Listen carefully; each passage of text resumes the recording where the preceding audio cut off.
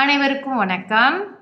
இந்த பதிவில் நம்ம யாருக்கு முதல் மரியாதை செய்ய வேண்டும் என்ற ஒரு கருத்து இதில் இருக்கும். இந்த பதிவுக்குள்ள இப்போ போவோம் நம்ம. ஓகே, இதில் இடம்பெறவங்க வசிஷ்டர் மாமுனிவர், விஸ்வாமித்திரர் மற்றும் மகாவிஷ்ணு. பகவான் மகாவிஷ்ணுவும் அதில் இருக்கிறாங்க. ஸோ அருமையான ஒரு விஷயமா இருக்கும். தயவு செஞ்சு எல்லாரும் கேளுங்க. ஒரு தடவை வசிஷ்டரும் விஸ்வாமித்திரரும் விஷ்ணு பகவானை பார்க்க வைகுந்தத்துக்கு போயிருக்கிறாங்க. வைகுந்தத்துக்கு அவங்க போனோடனே பகவான் யாரை முதல்ல வரவேற்கிறாங்க அப்படின்னு சொன்னால் வசிஷ்ட மாமுனிவரை தான் அவர் முதல்ல வரவேற்று ஆசனத்திலே அமர வைக்கிறாரு. இரண்டாவதாக விஸ்வாமித்திரரை வரவேற்று அமருங்கள் அப்படின்னு சொல்கிறாரு. அப்போ விஸ்வாமித்திரருக்கு மனசில் ஒரு பிரச்சனை வந்துருச்சு.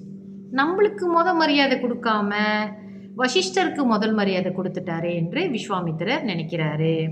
இந்த நினைப்பு நம்ம பெருமாள் சுவாமிக்கு தெரிஞ்சிடும்ல, ஆட்டோமேட்டிக்காக அவருக்கு தெரிஞ்சிடும்.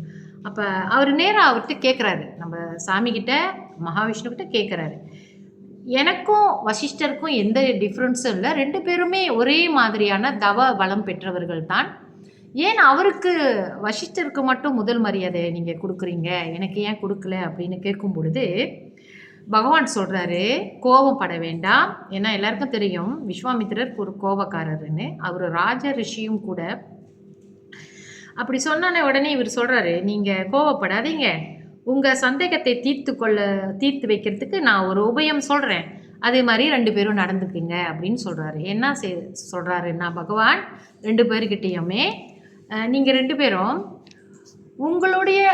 உங்களோட தகுதியோட குறைவாக உள்ளவர்களை அழைத்து நீங்கள் ஒரு 100 பேருக்கு அன்னதானம் கொடுங்க, அப்புறம் என்னைய பாருங்க அப்படின்ட்டு பகவான் சொல்லி அனுப்பிட்டாரு. அப்போ இதில் ஒரு ட்விஸ்ட் வச்சிருக்காரு பகவான் மகாவிஷ்ணு. ஏதோ